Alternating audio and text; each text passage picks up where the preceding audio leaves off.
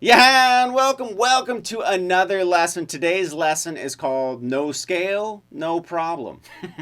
No worries, man. So, since it's going to be kind of like a don't even worry about it, kind of a laid back vibe, we don't know what the freaking scale is. I mean, come on. Let's figure out what to do. In that case, let's give ourselves kind of a beachy, no worries vibe, right? So, maybe like an A major chord and a B minor chord.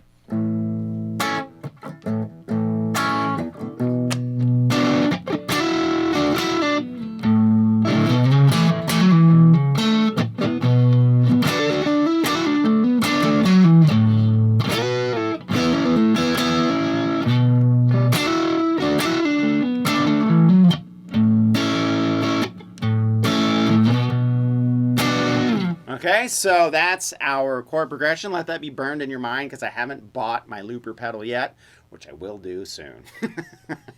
But that's our chord progression, just A to B minor. So, crap, what scale do we use? I don't know. Well, I do, but I don't know for all intents and purposes. I don't know, right?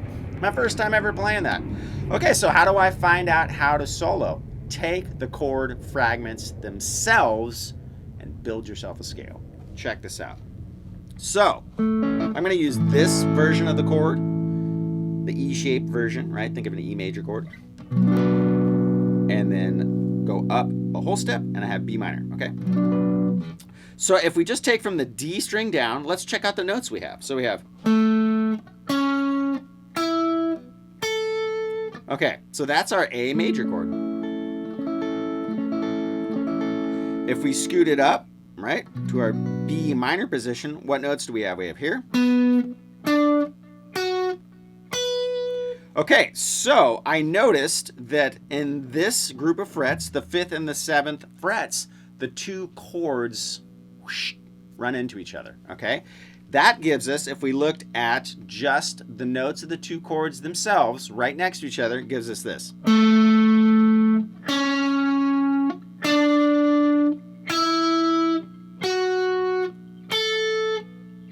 Right? Because we have, this is a note from the A chord, okay? We got our 3rd from the A chord, so we got, but now this note's from the B minor chord. We have this note on the B string from the A chord, and we have it here from the B minor, here from the A, here from the B minor. Okay, so that gives us, right? That's a lot of notes to work with, and it can be very musical. Check it out.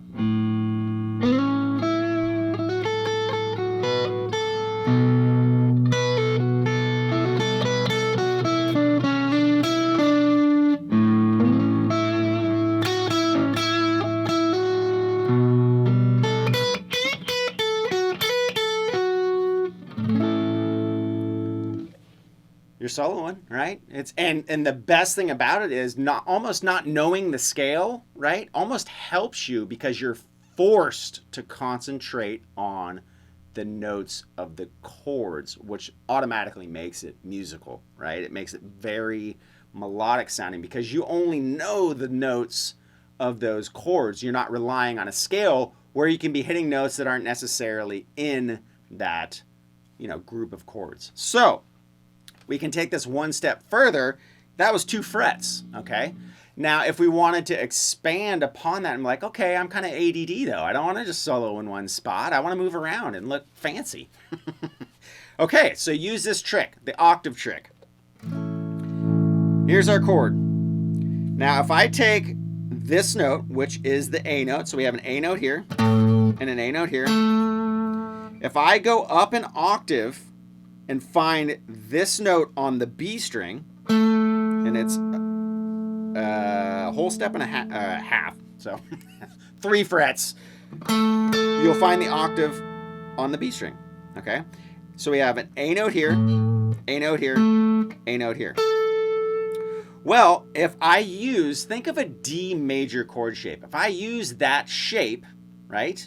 So now we got here, well, that makes an A chord. Okay, now it's a shape of a D chord, but the notes spell an A chord. So we got Okay, find that A on the B string and now make that D major shape. Sweet. Okay, so now I have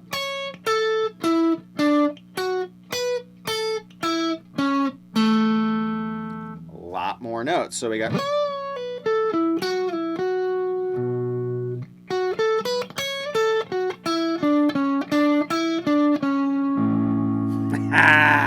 it's like freaking magic.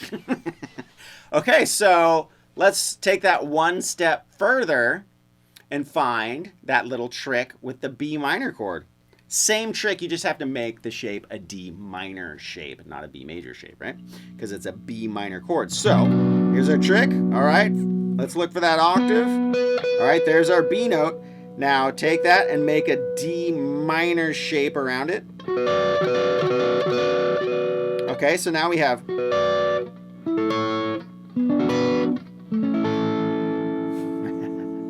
that's a lot of fretboard, right? We've gotten ourselves a whole map. So here to here, you get really cool chord options.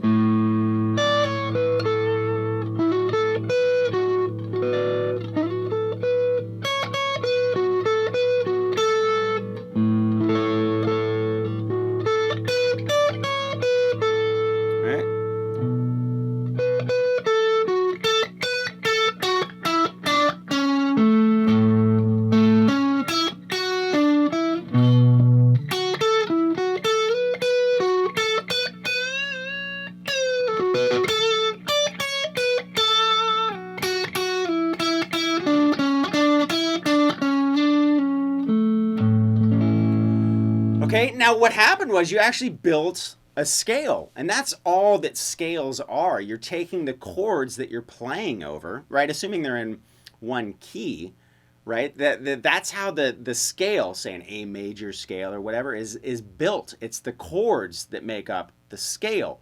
So when you reverse your thinking and you start thinking chords first, you'll find out the musical way to play the scale. Always chords first, okay?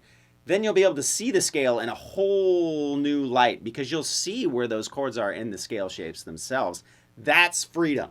If you think of bands like Nirvana and stuff like that, not a whole lot of, ripping, but sometimes the chords don't necessarily follow a major chord progression, but then he comes up with a brilliant, simple melody that totally works with the song. So it's not always about, what scale can I use to rip over this chord progression? Oftentimes it is, okay, how can I use these chords and see the notes of those chords and then move them around with the chords and create a melody that works over whatever the chord progression is. Now, it works a lot easier, and it's a lot easier to get this technique if it's, say an A major. So